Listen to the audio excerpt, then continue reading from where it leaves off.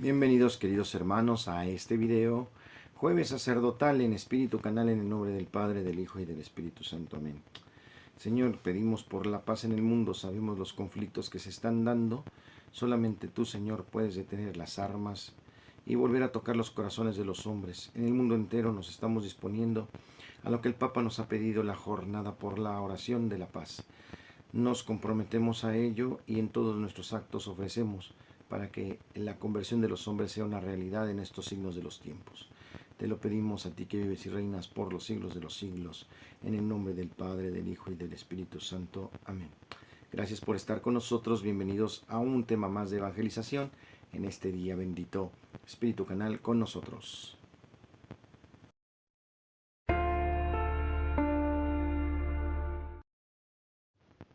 Lectura del Santo Evangelio según San Lucas capítulo 11, versículos 47 al 54. En aquel tiempo Jesús dijo a los fariseos y los doctores de la ley: Ay de ustedes que les construyen sepulcros a los profetas que los padres de ustedes asesinaron. Con eso dan a entender que están de acuerdo con lo que sus padres hicieron, pues ellos los mataron y ustedes les construyen el sepulcro. Por eso dijo la sabiduría de Dios: Yo les mandaré profetas y apóstoles, y los matarán y los perseguirán, para que así se le pidan cuentas a esta generación de la sangre de todos los profetas que han sido derramada desde la creación del mundo, desde la sangre de Abel hasta la de Zacarías, que fue asesinado entre el atrio y el altar. Sí, se lo repito, a esta generación se le pedirán cuentas. Ay de ustedes, doctores de la ley, porque han guardado la llave de la puerta del reino del saber. Ustedes no han entrado, y a los que iban a entrar les han cerrado el paso. Luego que Jesús salió de ahí, los escribas y fariseos comenzaron a acosarlo terriblemente con muchas preguntas, a ponerle trampas para ver si podían acusarlo de alguna de sus propias palabras. Palabra del Señor. En el Evangelio de hoy, esto de quitar la capacidad de comprender la revelación de Dios, de comprender el corazón de Dios, de comprender la salvación de Dios, la clave del conocimiento, podemos decir que es un olvido grave. Se olvida la gratitud de la salvación, olvidamos la cercanía de Dios, incluso olvidamos su misericordia. Y quienes olvidan la gratitud de la salvación, la cercanía de Dios y la misericordia de Dios, le han quitado la llave del conocimiento. Esto sucede hoy. Los fariseos, los doctores de la ley, no son cosa de aquellos tiempos. Aún hoy hay muchos, por eso es necesario orar por nosotros pastores, orar para que no perdamos la llave del conocimiento y no nos cerremos las puertas a nosotros y a las personas que quieren entrar. Es importante ser ese vínculo de salvación, escuchando los ayes de Jesús, las lamentaciones que Él está esbozando por aquellos que tenían la posibilidad de salvarse y perdieron esa oportunidad. Que no nos pase. Vivamos en el camino del Señor, escuchando su palabra, preguntando, indagando cuál es tu voluntad, Señor, en mi vida, y haciéndola con gozo, con felicidad. En el Evangelio de hoy.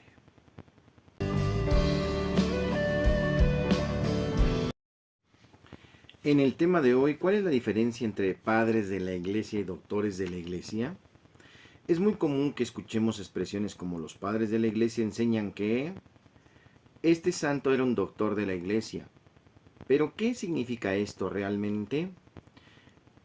Padres de la iglesia son aquellos cristianos que han contribuido eficazmente a la formulación directa de las verdades de la fe, por ejemplo, la Santísima Trinidad, la Encarnación, la iglesia misma, los sacramentos. En tiempos de grandes debates y herejías, el periodo de los padres de la iglesia termina en el año 604 con la muerte de San Gregorio Magno en el oeste y en el 749 con la muerte de San Juan Damasceno en el este. Entre los principales padres de la iglesia se encuentran San Antonio, San Basilio, San Agustín, San Jerónimo, San Gregorio Magno, entre otros. Doctores de la iglesia. Los doctores de la iglesia son aquellos cristianos que se distinguieron por su notorio conocimiento teológico en cualquier momento de la historia. Fueron hombres y mujeres reconocidos que por su santidad, la ortodoxia de su fe y sobre todo gracias a su formación teológica profunda, atestiguada por sus escritos, han sido honrados con este título. Para que sea nombrado doctor, la iglesia debe hacer un anuncio explícito a través del Papa o un concilio. Es necesario que el doctor posea una sabiduría conocida por todos y que sus escritos sean reconocidos como un tesoro de la fe. La Iglesia cuenta en la actualidad con 36 doctores, entre ellos 4 mujeres: Santa Teresa de Ávila, Santa Teresa de Lisieux, Santa Caterina de Siena, Santa Hildegarda de Bingen. Esta es la diferencia esencial entre los padres de la Iglesia y los doctores. Los doctores de la Iglesia incluyen eminentes maestros de la fe sin un criterio temporal, y el grupo de los padres obedece a un criterio temporal y doctrinal en la primera época del cristianismo. En el tema de hoy.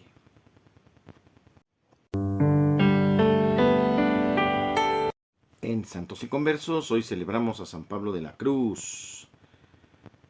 San Pablo de la Cruz, presbítero, que desde su juventud destacó por su vida penitente, su celo ardiente y su singular caridad hacia Cristo crucificado, al que veía en los pobres y enfermos, fundó la Congregación de los Clérigos Regulares de la Cruz y de la Pasión de nuestro Señor Jesucristo en 1775.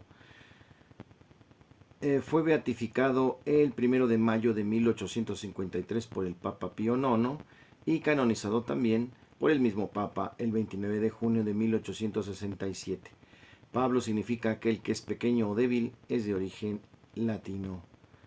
Vemos también su biografía, la historia de este gran santo que hoy presentamos. San Pablo de la Cruz, como hemos dicho, fue un hombre totalmente entregado. El día 3 de enero de 1694, en la pequeña ciudad Ovada, cerca de Alejandría, al norte de Italia, nació este gran santo. Pablo Francisco Danei Massari, en el siglo XVIII también se llamaba siglo de las luces, pues en general se pensaba que la inteligencia humana es la única autoridad y que la fe y la revelación pues son obstáculo al desarrollo de la humanidad. ¿Les suena algo actual? Pablo vivió su niñez en un hogar auténticamente cristiano, desde el cual experimentó las alegrías y los sufrimientos de la vida. De 16 hijos del matrimonio Lucas Dainey y Ana María Massari, solo sobrevivieron 6. No faltaron también las dificultades económicas, por lo que la familia tuvo que cambiar continuamente de domicilio en busca de trabajo. Pablo, quien desde muy pronto debió ayudar a sus padres, no pudo asistir con regularidad a la escuela. El gran testimonio de la fe cristiana de Ana María, su madre, ejerció gran influencia en la educación religiosa de Pablo, a la que éste correspondió con una respuesta generosa. A los 19 años, en 1703, el joven Pablo tomó la primera gran decisión de su vida. La predicación de un sacerdote o una charla espiritual con él le impresionó de tal forma que, profundamente emocionado y arrepentido, hizo confesión general de sus pecados y decidió consagrar su vida a Dios de un modo más radical y absoluto.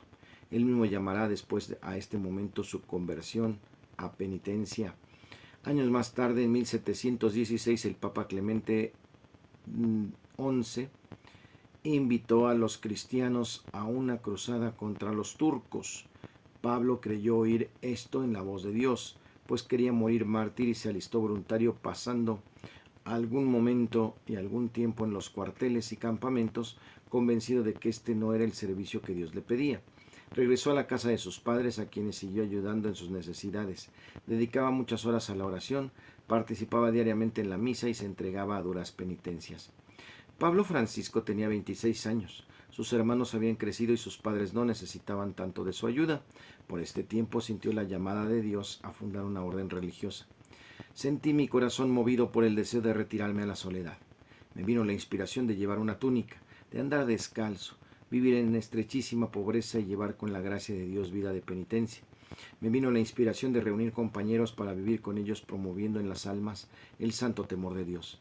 Me vi en espíritu vestido de una túnica negra con una cruz blanca sobre el pecho, y bajo la cruz escrito el nombre santísimo de Jesús con letras blancas.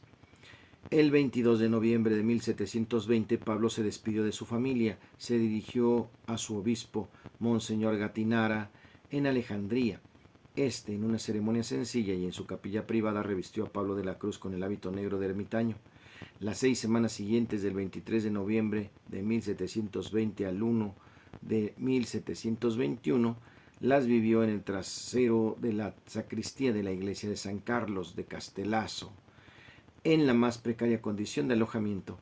Son como los ejercicios espirituales preparatorios para su misión de ermitaño y fundador. En adelante, su apellido será de la Cruz. Por orden de su obispo, Pablo de la Cruz consigna por escrito los sentimientos y vivencias interiores de esos días en un diario espiritual.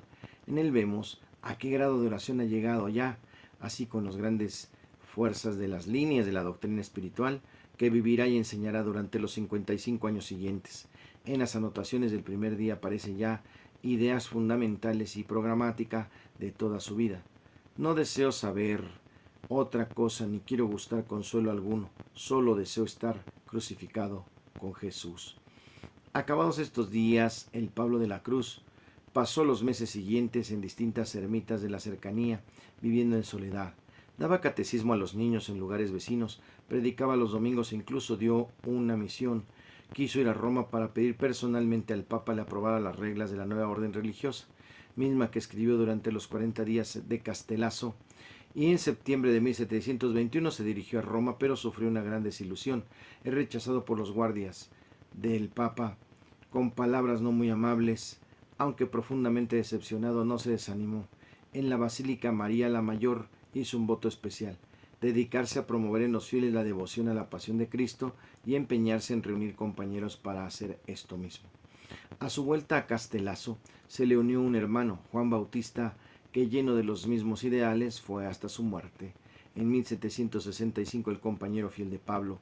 Durante los 2 años siguientes vemos a los dos experimentar la regla pasionista en diferentes ermitas y colaborando con las parroquias vecinas mediante el catecismo y la predicación.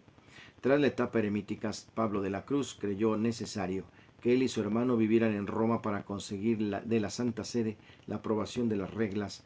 Por eso prestaron sus servicios en el hospital de San Galicano, cuyo director les aconsejó hacerse sacerdotes. Después de un breve curso de teología pastoral, en junio de 1727, los dos hermanos Danei fueron ordenados sacerdotes en la Basílica de San Pedro por el Papa Benedicto XIII. Siguiendo su gran impulso a vivir la soledad y a reunir más compañeros formando la primera comunidad, los dos hermanos se dirigieron al Monte Argentario, unos 150 kilómetros al norte de Roma. En la Rola del Alma vamos con esta rola que se llama Pablo de la Cruz, cover teologado pasionista, del coro pasionista. Un abrazo, queridos hermanos. Vamos a escuchar esta rola, venga. Pablo de la Cruz, Pablo de la Cruz,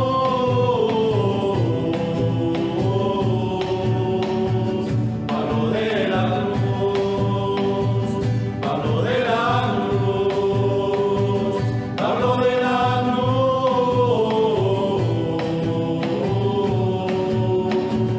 Pablo de la Cruz.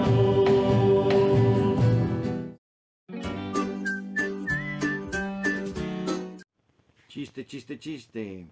Eliminar correos no deseados es muy fácil. Spam comido. Señor Jesús. En Curiosidades de la Iglesia Católica, ¿de verdad amamos a Jesús? Esta pregunta es fundamental en la vida de todo cristiano, porque amar a Jesús, para hacerlo, primero tenemos que conocerlo, porque nadie ama lo que no conoce. ¿Qué estamos haciendo para conocerlo cada día?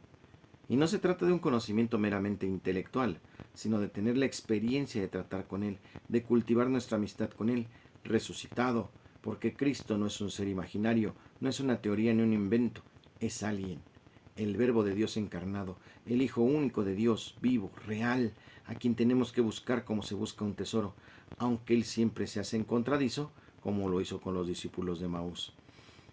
Que el Señor nos conceda crecer en su conocimiento y en su amor. En Curiosidades.